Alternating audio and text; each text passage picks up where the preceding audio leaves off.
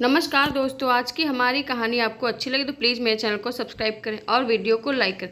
एक गांव में महेश और आनंदी नाम का पति पत्नी का जोड़ा रहता था। उनके घर में महेश की माँ भी थी। उनके परिवार में केवल 3 ही सदस्य थे।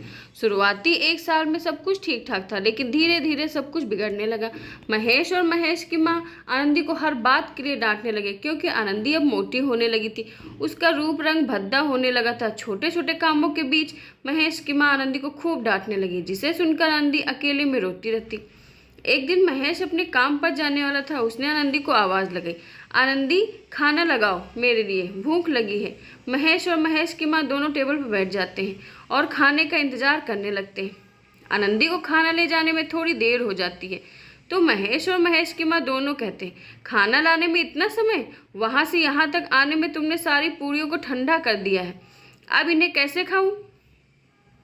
आनंदी उन दोनों की बातों को सर झुकाए सुनती रहती और कुछ नहीं कहती। इतने में महेश आनंदी से कहता है, अब खड़ी खड़ी मेरी शक्ल क्या देख रही हो? जाकर सब्जी लेकर आओ। आनंदी थोड़ी देर में सब्जी लेकर आती है। सभी लोग खाना खाकर अपने अपने काम पर लग जाते हैं। महेश की माँ सोफे पर बैठी हुई होती है कि तभी पड़ोस की एक बूढ़ी औरत उनके घर आती है। वह कहती है, लक्ष्मी, तेरा बेटा तो एकदम हीरो है, लेकिन तेरी बहू एकदम मोटी और बदसूरत है। इस पर महेश की माँ जवाब देते हुए कहती, हाँ सही कहा तुमने, लेकिन अब कर भी क्या सकते हैं। उन दोनों की सारी बातें आनंदी छुपकर सुन रही थी। वे दोनों आपस में बात करते हैं कि ऐसी बहू को तो समाज में भी नहीं ले जा सकते, लोग हंसेंगे इसे देखकर। अब आनंदी का सब्र का बांध टूट चुका था। वह बाहर आती है और उन दोनों से कहती है, माँ जी, मैं इस घर को छोड़कर जा रही हूँ। इस पर महेश की माँ कहती है, कहाँ जाओगी? आनंदी कहती है, कहीं भी चली जाऊंगी।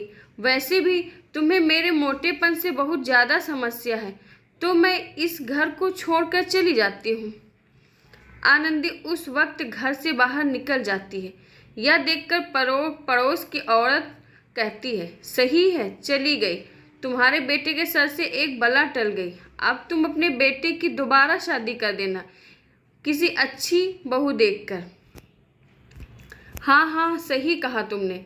आनंदी चलते चलते ही थकान महसूस करने लगती है और थोड़ा देर रुकती है और अपने आसपास विश्राम करने की जगह तलाशने लगती है। उसे सामने एक मंदिर दिखाई देता है। वह मंदिर के पास जाती है और उसकी सीढ़ियों पर बैठ जाती है। थकान ज़्यादा होने की वजह से वह तुरंत बेहोश हो जाती है। इतने में गुरु माँ मंदिर से बाहर निकल कर आती हैं। वो तुरंत आनंदी के ऊपर जल छिड़काव करती हैं और उसे थोड़ा जल पिलाती हैं। थोड़ी ही देर में आनंदी होश में आ जाती है और दुखी होने लगती है। गुरु माँ उसके दुखी होने का कारण पूछने लगती है, तो वह कहती है कि मेरी सास और मेरे पति मेरे मोटेपन से परेशान हैं। हर रोज़ वह मुझे उल्टा सीधा कहते हैं और मैं केवल उनकी बातें सुनती रहती हूँ। मुझे बहुत बुरा लगता है। अब मैं घर छोड़कर आ गई हूँ। कहाँ जाऊँगी, क्या करूँगी, कुछ नहीं पता। गुरु माँ, अगर आप बुरा ना माने तो मैं आपके साथ ही रह लूँगी इसी मंदिर में। नहीं नहीं बेटा, अगर तुम विपत्ति में हो तो एक दिन के लिए मेरे पास ठहर सकती हो, लेकिन तुम इस तरह अपने घर को छोड़कर नहीं आ सकती। तुम्हें घर वापस जाना चाहिए। आनंदी उस रात उस मंदिर में ही ठहर जाती है।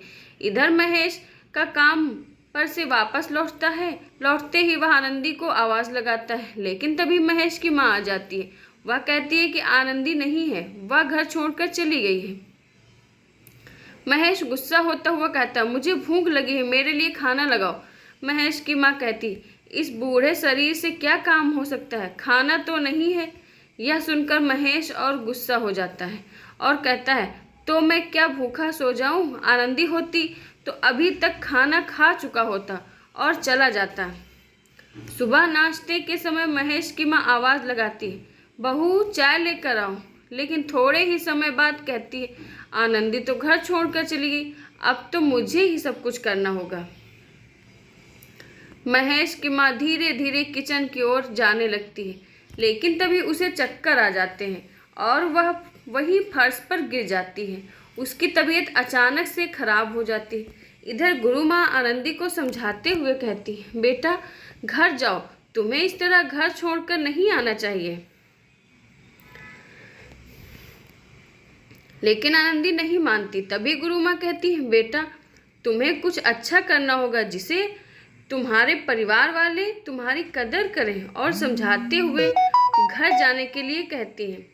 आनंदी गुरु माँ का आशीर्वाद लेकर घर की ओर रवाना हो जाती है। वह जैसे ही घर की ओर जाती है, उसे घर के चारों तरफ काफ़ी भीड़ दिखाई देती है, जिससे वह अपने पैरों के रफ्तार को और बढ़ा देती है। जैसे ही वह घर में घुसती और देखती है कि उसकी सासू माँ बिस्तर पर पड़ी हुई हैं और गांव के कुछ लोग उसके चारों तरफ खड़े हुए हैं। आनंदी पूछती है, मेरी सासू माँ को क्या हुआ? तो उन्हीं में से एक बूढ़ी औरत कहती, तुम्हारी सासू माँ खाना बनाने के लिए जा रही थी, तभी अचानक से बेहोश हो गई और ज़मीन पर गिर गई। तो डॉक्टर को बुलाओ। अभी डॉक्टर नहीं आ रहे हैं, तो एम्बुलेंस को फ़ोन करो। आसपास के सभी हॉस्पिटल में एम्बुलेंस को कॉल किया गया है, लेकिन कोई भी खाली नहीं है। बोल रहे हैं थोड़ी देर लगेगी। इतने में तो सासू माँ मर जाएंगी। अब मुझे ही कुछ करना होगा। यह कहते हुए आनंदी अपनी सासू माँ को अपनी गोद में उठा लेती है और हॉस्पिटल के लिए निकल जाती है। हॉस्पिटल जाकर अच्छे से माँ का इलाज करवाती है। इतने में महेश भी वहाँ आ जाता है। डॉक्टर साहब कहते हैं, अच्छा हुआ जो तुम इन्हें समय पर लेकर आ गई, वरना कुछ भी हो सकता था। यह सुनकर महेश की आंखों में आंसू टपकने लगते हैं। वह आनंदी को प्यार भरी नज़रों से देखता है और उसे धन्यवाद कहता है। आनंदी, हम दोनों मिलकर तुम्हें मोटा मोटा कहते रहते थे, लेकिन तुमने आज हमारे लिए बहुत बड़ा काम किया है। इतने में महेश की माँ भी होश में आ जाती है और कहती है, बहू इधर आओ। आनंदी उनके पास जाती है। महेश की माँ कहती है, बेटा मैंने न जाने तुमसे कितना उल्टा सीधा कहा है, लेकिन कभी भी तुमने उसका जवाब नहीं दिया, और आज तो तुमने अपनी जान पर खेलकर मेरी जान बचाई है। मैं तुम्हारा शुक्रिया अदा कैसे करूं? आज से तुम मेरी बहू नहीं और मैं तुम्हारी सास नहीं, बल्कि हम दोनों माँ बेटी हैं।